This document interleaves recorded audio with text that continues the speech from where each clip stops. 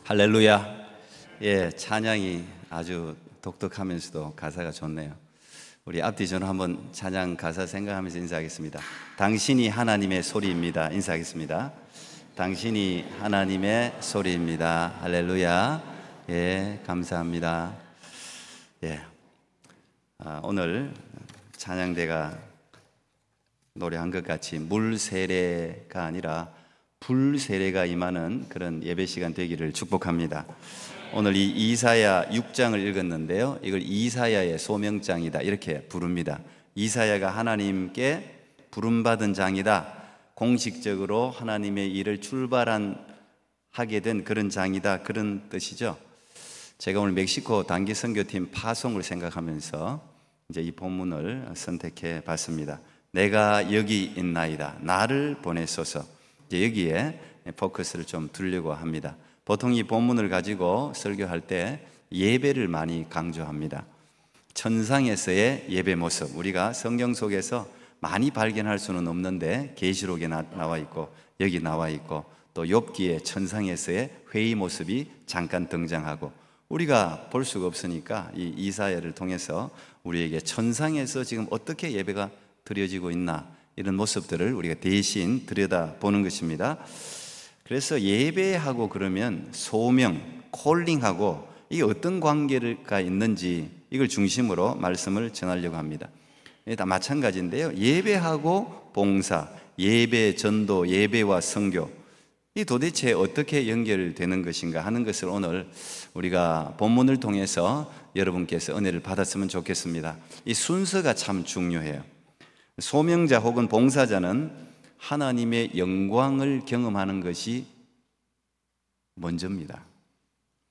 하나님을 섬기는 모든 일은 억지로 할 수도 있지만 자연스럽게 즐거움으로 자원해서 할 수밖에 없는 이유가 이 본문에 나와 있습니다.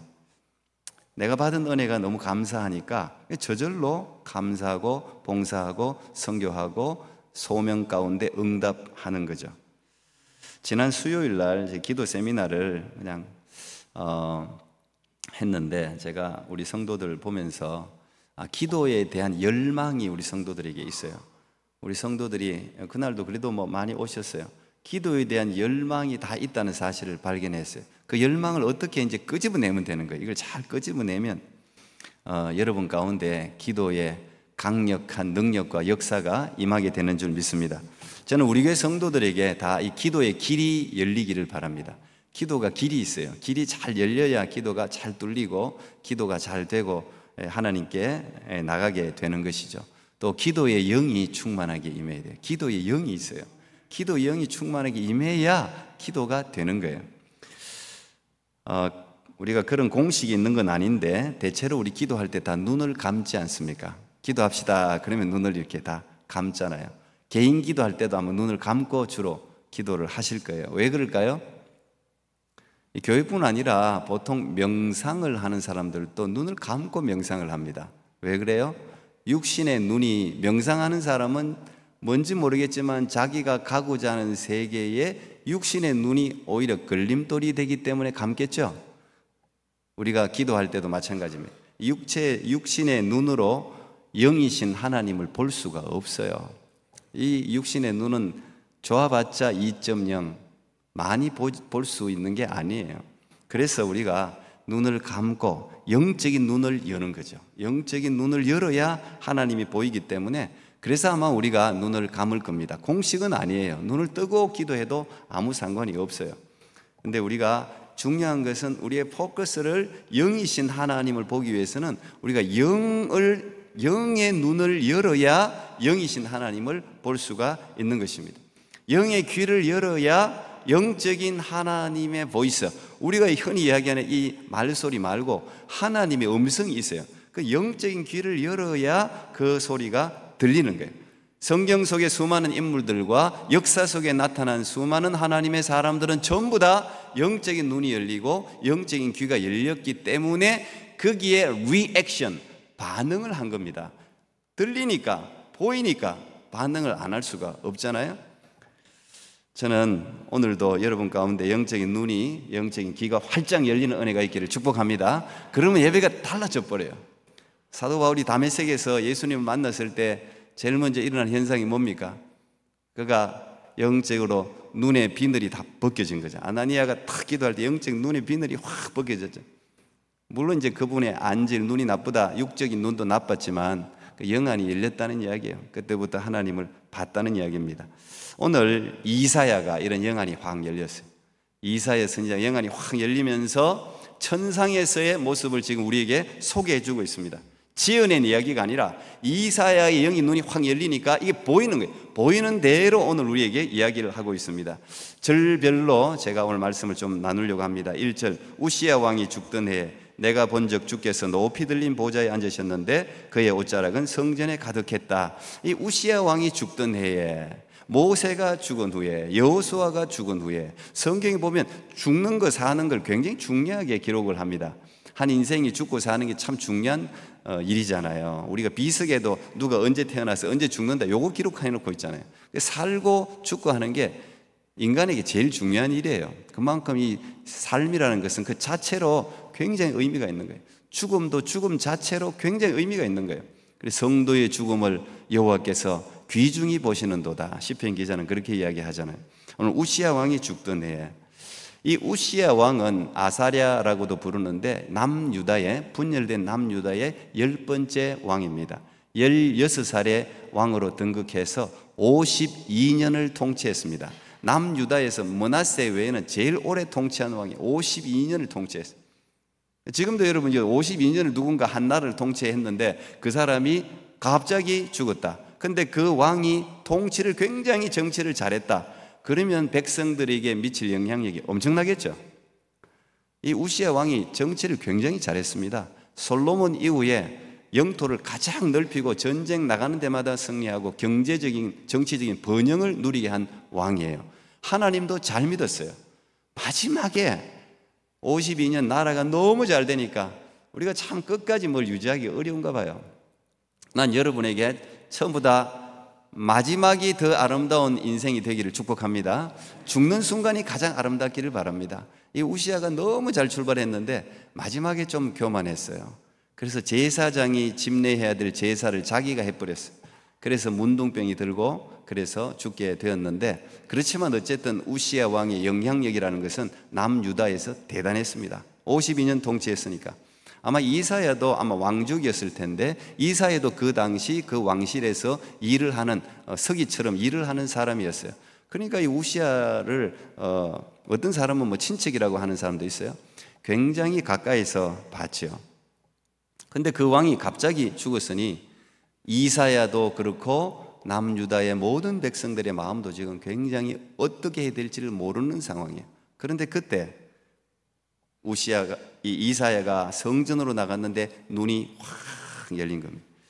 여러분, 세상에서 절망스럽고 어둡고 죽음의 순간을 맞이했을 때는 육신의 눈으로 이겨내기가 어려워요. 그래서 꿈이 필요하고 환상이 필요하고 영안이 필요한 거예요. 영적인 눈을 딱 열고 보면, 여러분, 엘리사의 종 게하시가 막 사방으로 적군이 아람 군대가 쫙 둘러서 있으니까 그걸 보는 순간 절망이잖아요. 우리는 죽었습니다. 도저히 저들을 이길 수 없습니다. 겹겹이 적군이 쫙 자기를 둘러치고 있으니까.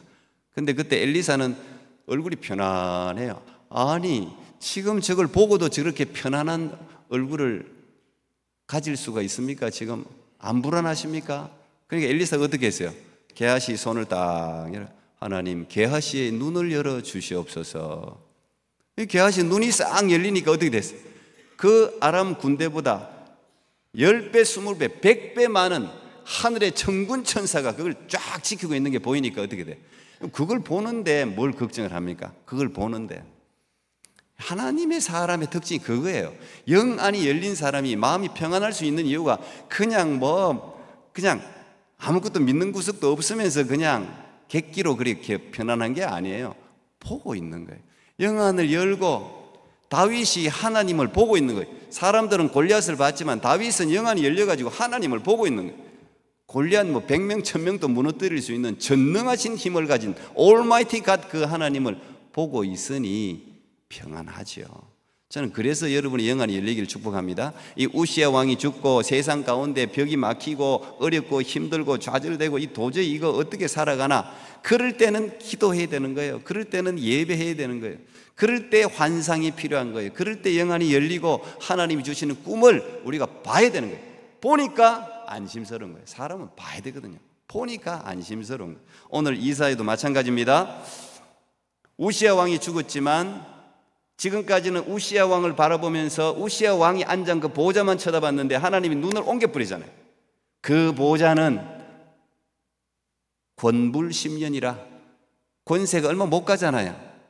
많이 52년 오래 간 거예요. 그래봤자 영구하지 않잖아요. 근데 망하지도 않고 그 국군이 다른 나라에도 돌아가지도 않는, 영원히 망하지 않는 하나님의 왕, 세상 만왕의 왕 하나님이 앉아있는 보좌로 눈에 시선을 옮겨버리잖아요. 이걸 우리가 은혜라고 부르는 거예요. 이사야의 시선을 하나님이 옮겼어요. 네가 진짜 봐야 될 것은 우시야 왕의 보좌가 아니다. 영원한 왕, 만왕의 왕, 그 하나님이 앉아있는 보좌로 그의 눈을 옮겨버리죠. 그리고 그는 그 보좌를 바라보는 거예요. 높이 들린 보좌. 이 높이 들렸다는 건 헤아릴 수 없을 만큼 높고 높은 곳에 앉아 계신데, 그분이 예수님이죠. 앉아 계신데 그 옷자락이 성전에 가득했다는 말은 뭐예요? 옛날에는 이 헤롯 왕도 그랬잖아요. 옷을 갖다 얼마나 그냥 쫙, 그냥 어느 나라 왕이든 이 옷이 권세입니다. 권세. 이걸 쫙 이렇게 펴는 이 권능. 헤롯도 그랬죠. 다. 근데 이 옷이라는 것은 자신의 백성들을 보호한다는 이 옷자락으로 나를 덮으소서. 룻도 그러지 않습니까? 하나님이 옷자락이 쫙 성전을 덮었다는 것은 온 천지에 살고 있는 하나님의 백성들을 그 옷 가운데, 그 품 가운데 보호하고 있다는 것을 상징하고 있어요. 오늘 그 모습을 봤는데 2절에 보니까 스랍들이 모시고 섰는데 각기 6날개가 있어 그 둘로는 자기 얼굴을 가리었고 그 둘로는 자기의 발을 가리었고 그 둘로는 날며 그랬습니다. 이제 상상하세요. 여기 스랍들, 이게 세라핌이라는 히브리어 단어인데 이게 복수입니다. 천사들. 근데 이 스랍들, 이 단어는 여기 유일하게 등장해요. 천사가 뭐 그룹이니 뭐니 이렇게 여러 단어들이 있는데 이 스랍들이라는 단어는 여기 처음 등장하는데 여기 유일하게 등장합니다. 근데 이 천사들이 여러분 있어요. 천사들이 있는 거 알고 계십니까? 천사야, 내 천사야, 이렇게 한번 해보세요. 여러분 옆에 천사 있어요, 없어요 지금? 있을까요, 없을까요? 잘 사귀세요. 천사하고 잘 사귀어야 돼요. 이 천사들은 천사를 숭배하는 사상이 옛날부터 지금까지도 있어요. 왜? 천사가 우리보다 더 힘도 있고 더 영원한 존재고 그러다 보니까 사람이 천사를 섬긴다고요. 그 히브리서에 이제 그런 게 나와 있는데, 근데 천사들은 하나님의 창조물입니다. 피조물입니다. 천사들은 더 이상 번식하지 않아요. 하나님이 처음 만든 천사가 지금까지 그대로 있어요. 그 수가 얼마인지는 몰라요. 천사는 거룩한 천사와 타락한 천사가 있습니다. 우리가 타락한 천사를 사단, 귀신, 악령 그렇게 부르죠. 이 타락한 천사가 있어요. 근데 결국은 이 타락한 천사들도 무저갱, 밑이 없는 무저갱에 결국은 갇히게 될 것입니다. 어떤 사단이든 귀신이든 어떤 천사든 간에 하나님이 만드신 모든 피조물들은 하나님이 지금도 통치를 하는 겁니다. 근데 천사들은 역할이 있습니다. 성경에 나오는 천사 보면 가브리엘이라는 천사 있죠. 기쁜 소식을 전하는 천사장입니다. 미가엘이라고 나오죠. 군대 장관입니다. 영적 전쟁의 선두에 서서 우리를 지켜주는 이 미가엘입니다. 그리고 이 나머지 이제 천사들이 숫자가 얼마나 되는지 몰라요. 그런데 여러분에게 천사가 있어요. 각자 천사가 있어요. 주노 천사가 있다고 얘기해요. 그런데 이 천사들은 하나님이 우리를 섬기라고 보냈어요. 인구가 70억이든 100억이든 상관없어요. 천사가 얼마나 되는지 모르는데 이 수많은 인간들을 섬기기에 충분한 숫자예요. 근데 다 보냈는데 히브리서 1장 14절에 이렇게 기록해 놓고 있습니다. 모든 천사들은 섬기는 영으로서 구원받을 상속자들을 위하여 섬기라고 보내심이 아니냐. 천사들은 우리를 섬기기 위해서 하나님이 우리에게 보내준 거예요. 그야말로 엔젤이에요. 겟세마네 동산에서 예수님께서 그렇게 간절히 기도할 때도 누가복음에 보면 천사들이 그를 도왔다. 천사들이 그 힘을 도왔다. 성경은 곳곳에서 천사들이 하나님의 사람을 돕는 장면이 많이 등장합니다.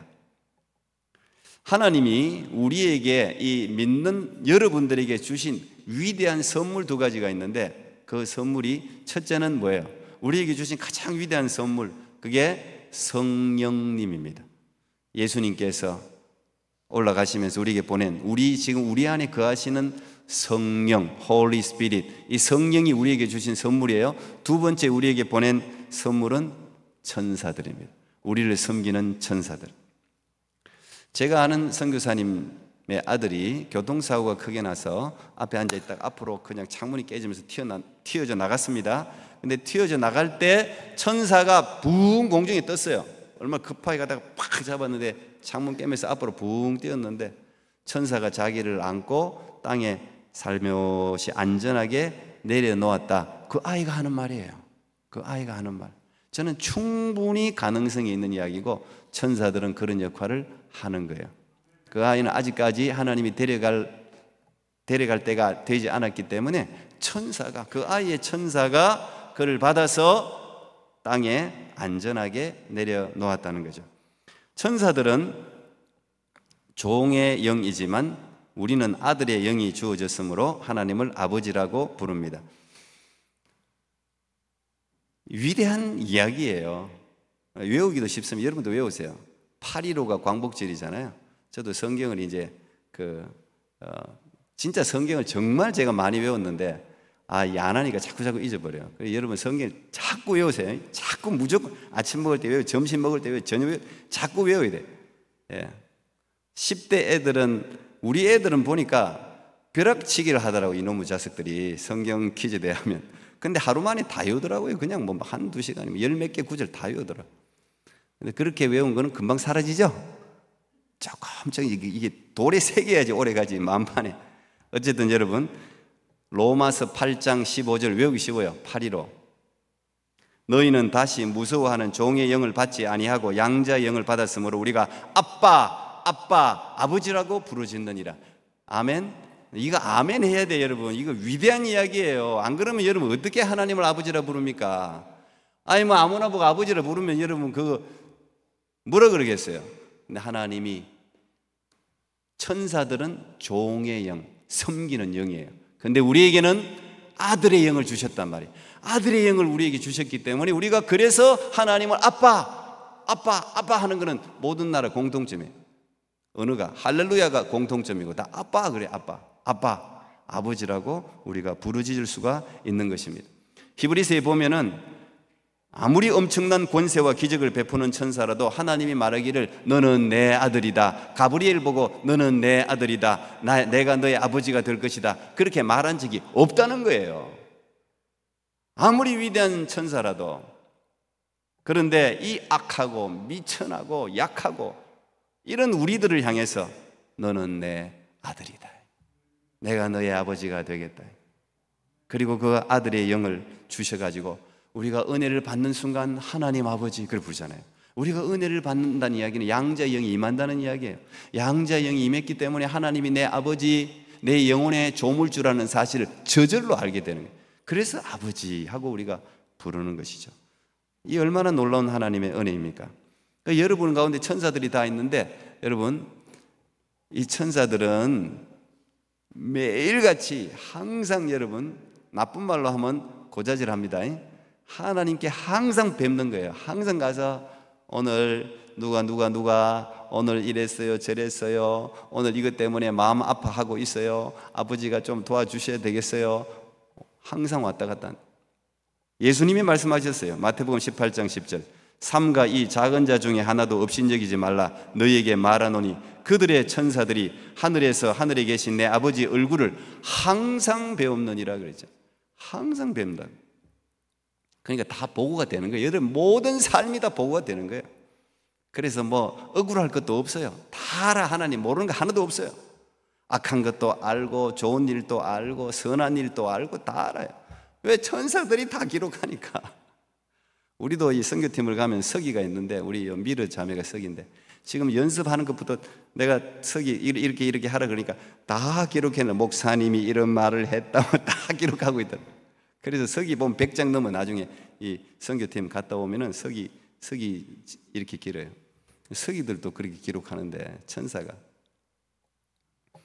이 서랍들에게 6개의 날개가 있습니다. 2개는 눈을 가리고 2개는 발을 가리고 2개는 날개로 날아다닌다고 지금 기록해 놓았어요. 왜 눈을 가릴까요? 우리가 임금님의 얼굴을 용안이라고 부르잖아요. 용안. 그래서 옛날에 임금님 얼굴을 쳐다볼 수가 없어요. 어디 감히 쳐다봅니까? 임금님 행차하시오. 그러면 어떻게? 전부 고개를 팍 숙여갖고 이 고개 들면 끝이야. 이놈 그런다고. 한국의 뉴스에 며칠 전에 떠들썩하게 했던데 북한 쿠바 주재 북한 외교관 리일규라고 탈북했습니다. 외교관들이 지금 탈북을 많이 하잖아요. 높은 지위에 있던 사람들이 그렇게 잘 사는데도 북한의 실정을 알게 되니까 자기 자식 때문에 아마 자기는 그렇게 살아도 자기 자식들을 그렇게 살게 할 수가 없다 그래서 아마 목숨을 건 탈출을 해서 이렇게 넘어왔는데 이제 그분의 어떤 인터뷰를 제가 이렇게 보는데 외교관들이 충격을 받은 일이 있었답니다. 그게 뭐냐? 외교관 중에 한 명이 위대한 수령 김정은의 얼굴을 보면서 눈을 째려봤다는 거예요. 그래서 바로 총살시켰대요. 그 자리에서 바로 총살시켰대요. 그거 보고 외교관들이 다 충격을 받았다. 나만 드라마 본다고 중고등학생들을 세상에 30명을 공동으로 총살시키질 않나? 여러분, 김정은이 뭔데 그 얼굴 봤다고 그 째려봤다고 총살이라니까요. 여러분들 다 총살 안 당한 걸 감사하게 여기시기 바랍니다. 여러분, 하나님 엄청 째려보잖아요. 조금 무슨 일만 있으면 하나님 이럴 수가 있어요 그러면서 막 째려보잖아. 하나님의 자비가 없었다면 죽은 목숨입니다. 죽은 목숨. 오늘 이것만 해도 감사해야 되는 거예요. 그래서 이 천사가 아무리 거룩한 천사라도 하나님을 바라볼 수가 없어요. 너무 거룩하시기, 무서워서가 아니라 거룩하시기 때문에. 그래서 눈을 가리는 거예요. 그리고 발은 유대 지방은 발은 항상 맨발로 다니고 하기 때문에 중동 지역 특성상 발, 신발은 항상 더러운 거, 죄, 이걸 상징했어요. 이거 가리는 거예요. 근데 천사가 무슨 뭐 땅을 걸어 다닙니까? 그런 천사도 발을 가리는데 우리는 여러분 걸어 다니는 가는 어디를 주로 가는지를 잘 보세요. 죄 짓는 곳도 많이 가잖아요. 근데 그 발을 당연히 가려야 되지 않겠습니까? 오늘 천사가 발을 착 가리고 나머지 2 날개는 뭐예요? 임무를 수행하기 위해서는 다녀야 되잖아요. 나머지 2 날개는 날아다니는 거예요. 오늘 여러분, 이 위대한 하나님이 지금 여러분의 예배를 들여다보고 계시다는 것을 믿으시기 바랍니다. 이 위대한 하나님께서 지금 우리 예배를 들여다보고 있다니. 특히 예배 드리는 현장에는 하나님이 계세요. 기도하는 현장에는 하나님이 계세요. 아버지하고 절규하는 그 현장에는 하나님이 찾아오신다니까요. 믿음은 그래서 하나님을 부르는 소리예요. 그걸 믿어야 되는 거예요. 근데 그 위대한 하나님께서 민수기 6장 24절 26절 보니까 우리가 흔히 아론의 축복이라 그러는데 여호와는 네게 복을 주시고, 우리 같이 한번 읽어봐. 시작. 여호와는 네게 복을 주시고 너를 지키시기를 원하며 여호와는 그의 얼굴을 네게 비추사 은혜 베푸시기를 원하며 여호와는 그 얼굴을 내게로 향하여 드사 평강 주시기를 원하노라 할지니라. 뭐라고요? 하나님께서, 그 위대한 하나님께서 얼굴을 우리에게로 향한다는 이야기예요. 오늘도 그 하나님의 눈과 마주쳐서 하나님의 자비와 인자와 긍휼과 사랑이 여러분 가운데 넘치기를 바랍니다. 오늘 3절에 보니까 서로 불러 이르되 거룩하다 거룩하다 거룩하다 만군의 여호와여 그의 영광이 온 땅에 충만하도다 하더라 그랬습니다. 이 천사들이 하는 거는 이게 똑같아요. 요한계시록에도 똑같아요. 이 천사 하나 똑같겠죠. 똑같은 찬양을 하는 거예요. 우리가 아마 천상에 올라가면 제일 많이 부를 찬양가 거룩 거룩 거룩. 오늘 그래서 우리 황 목사님께서 처음 주께서 보좌에 앉으셨는데 이 말씀을 미리 묵상하고 찬양 인도자들이 다 미리 묵상하고 곡을 고르는 거예요.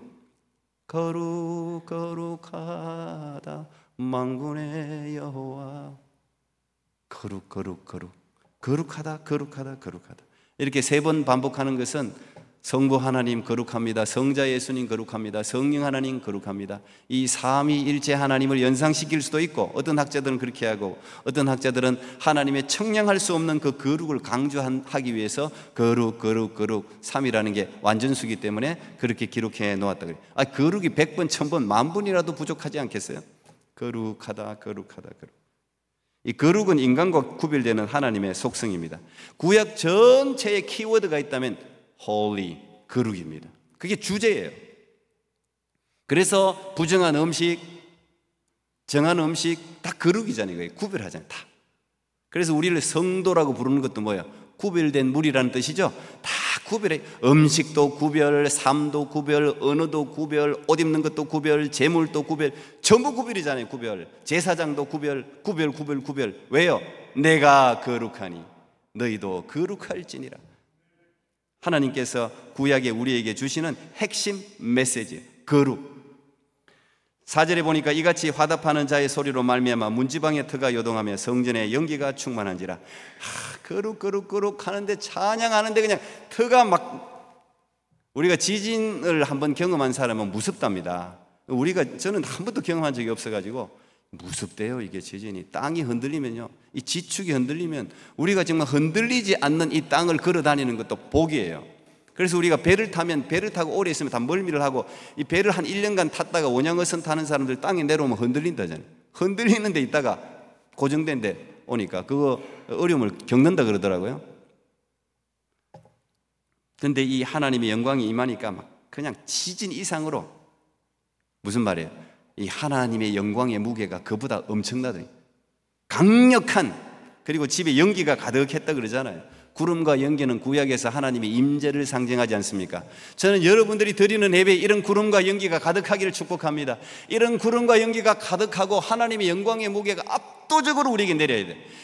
여기 뭔가 이 토론토 꿈의 교회 예배 가운데 오면, 기도회 가운데 오면 뭔가가 압도적으로 우리 영혼을 누르는 게 있어야 돼요. 그게 하나님의 영광의 무게예요. 그래서 우리가 저절로 엎드러지는 거예요. 저절로 경배하게 되는 거예요. 오늘 이 시대 모든 교회들이 이런 강력한, 어떻게 보면 압도적인 이런 예배를 경험해야 되는 거예요. 오늘 이 시대의 모든 교회에 이런 예배가 다시 살아나야 돼요. 예배가 그냥 인간의 모임, 그냥 순서 정하고 예수님 부르고 하나님 부르고 그냥 인간의 모임이 되니까 역사가 안 나타나는 거예요. 이런 강력한 하나님의 영광을 여러분 사모할 수 있기를 바랍니다. 그걸 위해서 여러분 기도해 주시기 바랍니다.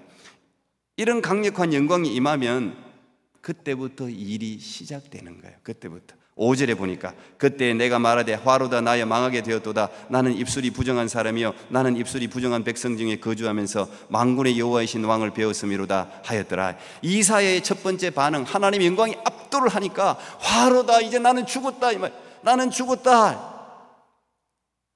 여러분, 우리가 회개하세요. 회개하자. 회개를 억지로 할 필요가 없다니까요. 하나님의 영광을 맛보면 저절로 회개하게 돼요. 저도 그랬어요. 저도 중학교 2학년 때 하나님의 영광을 맛본 거죠. 말하자면 거듭났는데, 그게 내 회개하고 싶어 회개한 게 아니라 저절로, 중학교 2학년이었지만 저절로, 지금도 생생합니다. 저는 저절로 제가 죄인인 걸 자동으로 깨닫게 되더라고요.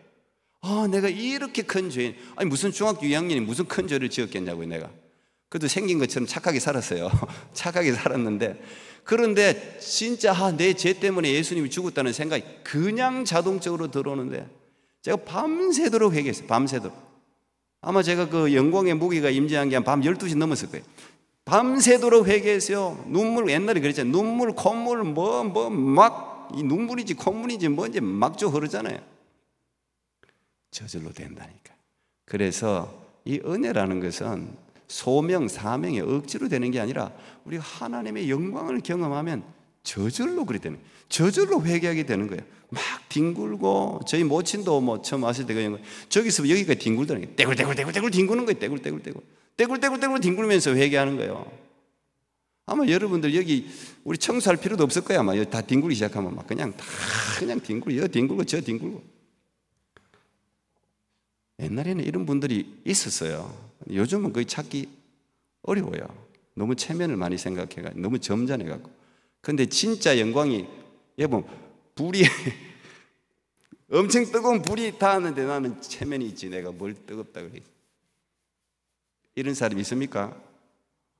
없죠. 그거 한번 다 시험해봐야 돼. 불을 해가지고 불적불적 뛰지요. 성령의 불이 임하면 그보다 더 뜨겁습니다. 그 영혼을 태우는 거예요. 그러니까 막 펄쩍펄쩍 뛰는 거예요. 오늘 이사야가 그랬을 거예요. 분명히 떼굴떼굴 굴렀을 거예요. 살려달라고 했을 거예요. 나는 죄인이다 말이야. 나는 망하게 되었다. 근데 이사야가 그 수많은 죄 가운데 뭐라고 했어요? 입술이 부정한 사람이로다. 나는 입술이 부정한 사람이로다. 왜 그래요? 여러분, 사실 우리가 입술이라는 것은 마음속에 있는 모든 생각들을 전부 입술로, 모든 죄가 입술로 저지르는 게 많아요. 입술을 컨트롤하기가 어려워요. 야고보서에 보면 제일 다루기 어려운 게 혀라 그랬어요. 혀. 그렇죠? 그 큰 배도 키 하나로 다스리듯이 이 혀를 다스리기가 참 어려워요. 그래서 훈련된 리더십의 특징은 혀를 다스릴 줄 안다는 거예요. 참 그게 어려워요. 야고보 사도도 말에 실수가 없는 자가 완전한 자라고 야고보 3장 2절에서 이야기. 말에 실수 없는 자가 완전한 자라고 그랬어요. 마가 다락방에도 이게 그냥 생긴 게 아니죠. 마가 다락방에도 성령이 임할 때 불의 혀같이 갈라지는 역사. 우리 혀를 태운단 말이에요. 혀를. 오늘 이사야도 그랬어요. 저도 특히 목사들이 말을 많이 하는 사람들이라 참 조심스러워요. 혹시 이 기회에 제가 혹시 말로 여러분에게 상처 준 게 있으면 용서해 주시기 바랍니다. 말을 많이 하는 이 일이 있는 사람들이, 리더들이 특히 실수하기가 쉬워요. 그걸 또 꼬아 듣지 마시고 다 이해해 주시기를 바랍니다. 그래서 저는 사실 늘 기도해요. 사람 만나러 갈 때 기도하는데도 그래요. 하나님, 항상 제 입술에 파수꾼을 세워 주시옵소서. 그리고 오늘도 말을 해야 되는데, 상담을 해야 되는데, 하나님, 학자의 혀를 제게 허락해 주시옵소서. 이사야 54장에 한 그 말, 그 두 가지를 항상 제가 기도해요. 짧게지만. 근데 짧게 기도하고 안 하고가 차이가 있어요. 파수꾼을 세워 주시옵소서. 하나님, 학자의 혀를 내게 주사 생명의 말을 하게 해 주시옵소서. 여러분도 그런, 언제나 사람을 만나러 갈 때는 그렇게 하면 하나님 역사하세요. 오늘 6절 7절 보니까 그때 그 서랍 중에 하나가 부젓가락으로 제단에서 집은 바 핀숯을 손에 가지고 내게로 날아와서 그것을 내 입술에 대며 이르되, 보라, 이것이 네 입에 닿았으니 내 악이 제하여졌고 네 죄가 사하여졌느니라 하더라. 하나님이 일꾼을 사용하기 전에는 반드시 죄를 사하는 의식을 먼저 거행하십니다. 이 죄의 용서를 먼저 경험해야 그 다음에 하나님 일을 할 수가 있는 거예요. 제단의 숯불은 하나님이 구별한 하나님의 불이죠. 이 하나님의 불만이 우리의 죄를 용서할 수가 있어요. 다른 불을 가지고 오면 안 되는 거예요. 그 숯불을 입에 댔으니까, 여러분, 입에 숯불 댔다 진짜 생각해봐요. 이게 얼마나 뜨거워 고통스러운 일이에요. 여러분, 회개라는 건 뭐예요? 돌이키는 거 아닙니까? 뭐든지 돌이키는 건요, 고통스러운 거예요.